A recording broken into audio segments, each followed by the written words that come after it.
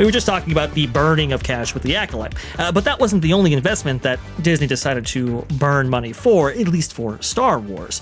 We know that they burned a lot of money for the Star Wars Galactic Star Cruiser. And what did the Disney company decide to do?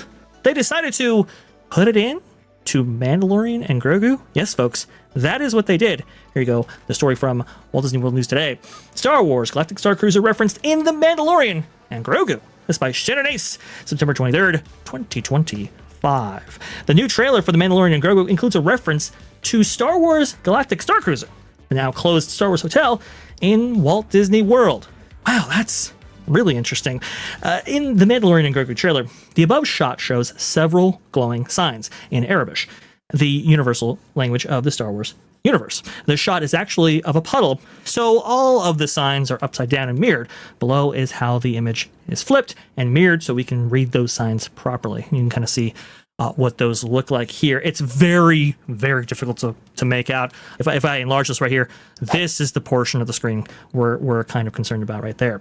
The larger sign on the left appear to read Street Cafe, The Den, and Spice. A smaller circular billboard on the right, however, reads Halcyon, See the Galaxy, with an image of the ship. Obviously, the Halcyon was the setting for Star Wars Galactic Star Cruiser. It was a Carillion passenger MPO-1400 Peugeot class cruiser operated by Chandrila Starline.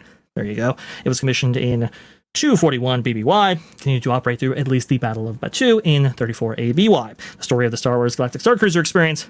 There you go. Yeah, I'm sorry. So when you were on this ship, you were on a 250-year-old ship. Yes, I guess it was built in 241 BBY. That's before the Battle of Yavin, and then it's like 270-year-old ship. No wonder it stunk. I guess it was like a Carnival cruise. It was supposed. It was supposedly recently refurbished as part of the storyline.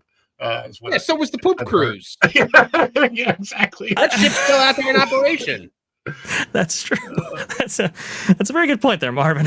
I guess in the Star Wars universe, 250 years old isn't, I guess, that old, but I do see your point right there. Not necessarily top of the line, especially by the time that we get onto it, right? Because Star Wars Galactic Star Cruiser takes place between 8 and 9 in the prequel trilogy right there, and I'm sorry, sequel trilogy. Do apologize, because it's supposed to interact with Star Wars Galaxy's Edge, which we know that's the timeline for. Oh, what a absolute disaster. But why incorporate it into Mandalorian and Grogu? It seems like an odd choice. The shape language. You had to get that in there. Like the shape language feeds into Mandalorian and Grogu. You must always get in the shape language. Hear from Sacha. So what we've tried to do is really bring that shape language from the architecture.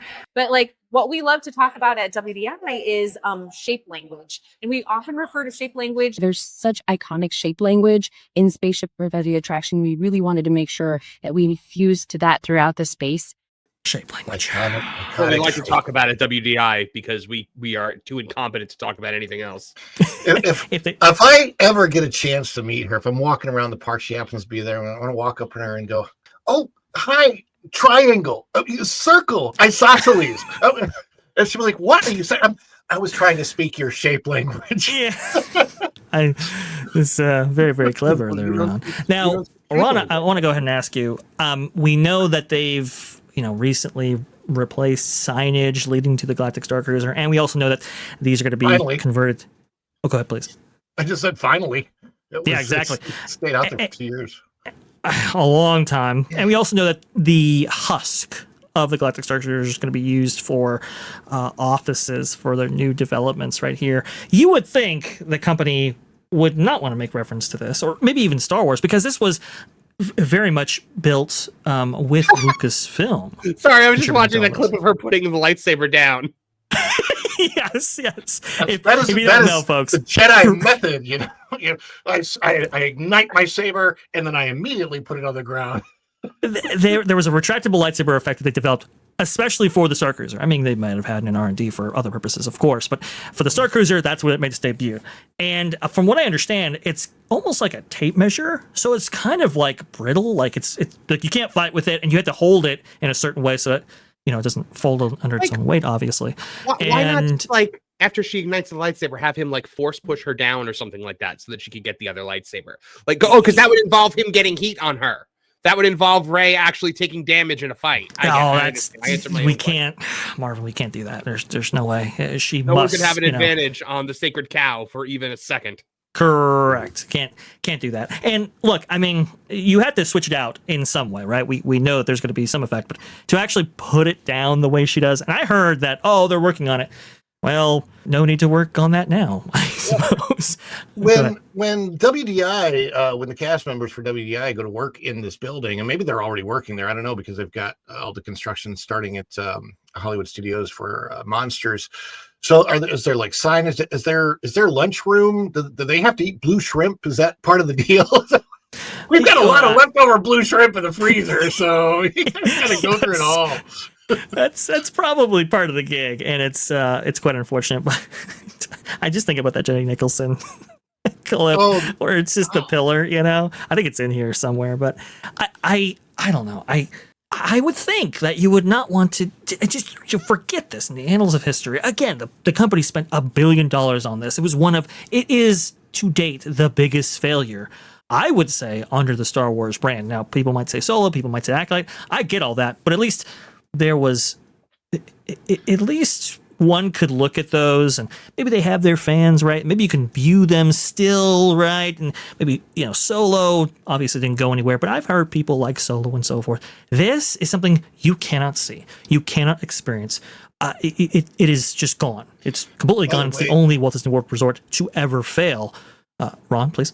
I was just going to say, putting Ashley in this room, Ashley Eckstein, who plays the voice of Ahsoka, that's actually perfect because she's a really tiny person. So she actually makes this room look a lot bigger.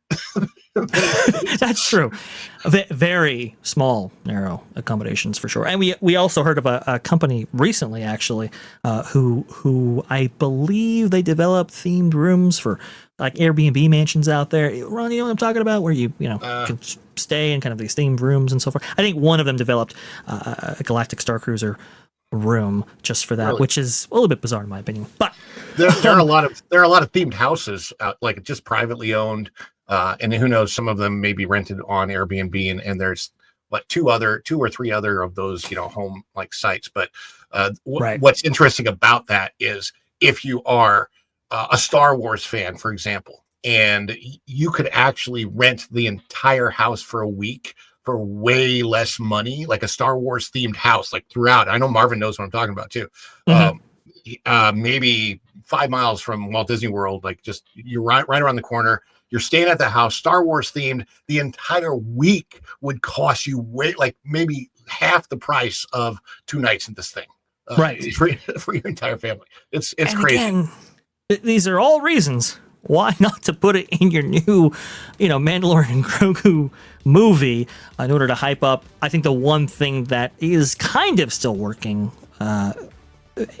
within the Star Wars franchise, that being the Mandalorian Grogu side of the ledger right there. We all know it took an incredible hit with the loss of Gina Carano and season 3, but you would think you want to keep the successful things up front.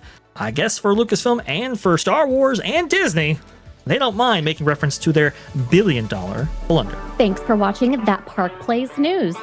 For more information, consider checking out www.thatparkplace.com. And don't forget to subscribe, share, like, and send this out on your favorite social media accounts.